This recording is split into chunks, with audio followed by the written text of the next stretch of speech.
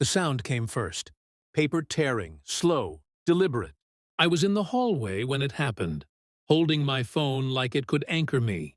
When I turned the corner, she was standing in the living room, pieces of blue yarn falling from her hands like dead skin. My mother's sweater, handmade, crooked stitches. Weeks of her quiet evenings folded into wool. My girlfriend didn't look at me. She laughed. "God," she said, shaking her head. "This is embarrassing."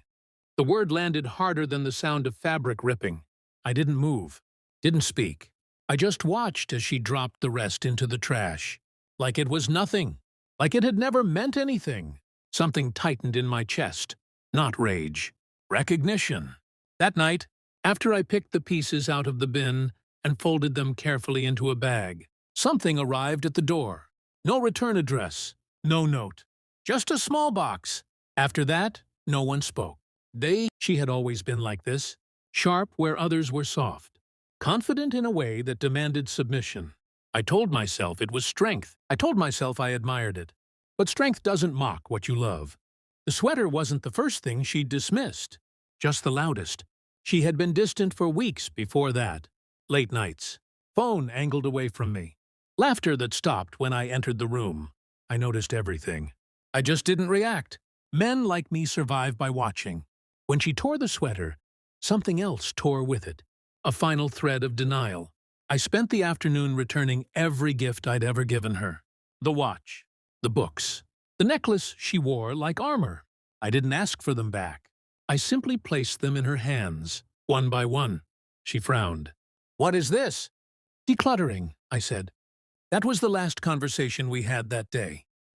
Suspicion is a quiet thing. It doesn't scream. It whispers. I replayed moments. Her sudden interest in going out alone. The way she'd shower immediately after coming home. The new password on her phone. His birthday, as I later confirmed. I didn't confront her. I adjusted. I synced our shared tablet. Pulled call logs, screenshots, dates, patterns. There was a name that appeared too often. Too casually. A coworker. Married. 2 kids. I watched her type messages that never reached me. I watched her smile at a screen like she used to smile at me. Outwardly, I was calm, predictable, safe. Inside, something sharpened. I ordered a DNA test kit. Not for a child, but for fingerprints. The box I knew she'd touched. The box that arrived that night. The one still sitting unopened in the drawer. She slept beside me, breathing evenly, unaware that the version of me she controlled no longer existed. I stared at the ceiling and waited. Some truths need time to bleed. I opened the box alone. Not out of fear, out of respect for timing. Inside was the report I already expected, sealed in clinical white. No emotion, no judgment. Just truth measured in percentages and timestamps. Fingerprints confirmed. Not mine. Not random. His. The same coworker whose name haunted her phone. The same man whose wife liked her photos online. The same hands that had touched my life without permission. I folded the paper once, carefully, like my mother used, to fold letters she never sent. That morning, I made breakfast. She noticed. That should have warned her. We sat across from each other, steam rising between us like breath before a confession. She talked about work, about traffic, about nothing. I slid the paper across the table. She stopped mid-sentence. "Didn't touch it." "What's this?" she asked. "A mirror," I said. She unfolded it slowly. Her eyes moved fast. Too fast. Then they froze. "No," she whispered. I watched her carefully, the way her shoulders collapsed inward, the way her mouth searched for lies and found none. "I can explain." "I know," I said, calm, almost kind. "That's why I waited." Her voice cracked. Tears came, loud, messy. She reached for my hand. I didn't pull away. I let her feel how cold I was. "It didn't mean anything," she said. "You're overreacting." There it was, the same tone she used when she tore the sweater. Embarrassing.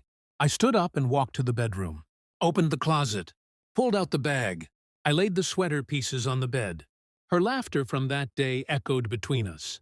"My mother made this," I said. "She asked me if you liked it." I said yes. She covered her mouth. I picked up the bag of gifts.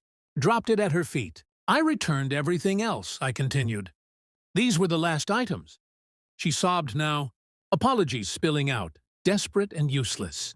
I knelt beside her, not to comfort her. To finish, you didn't betray me when you slept with him, I said. You betrayed me when you thought I wouldn't notice. I stood, walked past her, grabbed my coat. At the door, I paused. That box, I said. The one you touched? I kept it, evidence. Her crying stopped. I didn't look back. I live alone now. The sweater is still torn. I keep it that way, not as a wound, as proof. Some people mistake silence for weakness. They mistake patience for forgiveness. They mistake love for blindness. I don't correct them. I let them learn quietly.